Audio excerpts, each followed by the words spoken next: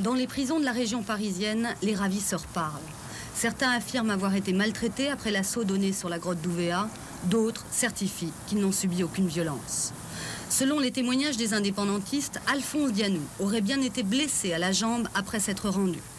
À propos des 3 morts jugés suspects par le FLNKS, les 18 détenus interrogés mettent principalement en cause les hommes du GIGN et plus précisément ceux qui avaient été pris en otage. Je les vois à Fleury-Mérogis. Ma première réaction, c'est de les écouter et de voir. Que malgré le délai qui s'est écoulé, c'est-à-dire plus d'une semaine au moins, ces gens portent encore les marques de sévices qui sont visibles à l'œil nu.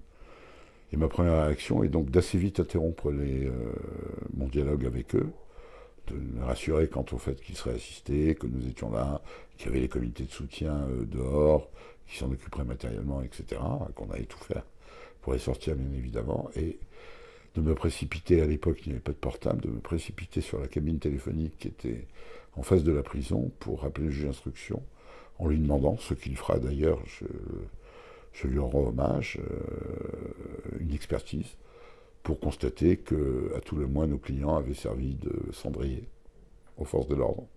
C'était des gens qui étaient abasourdis. Ils avaient vécu l'assaut, le transfert à Paris, dans des conditions extrêmement dures, les mesures de sécurité qui leur avaient été imposées, l'atmosphère qui régnait aurait traumatisé n'importe qui, mais probablement eux encore plus, transportés dans un univers non seulement carcéral, mais en métropole.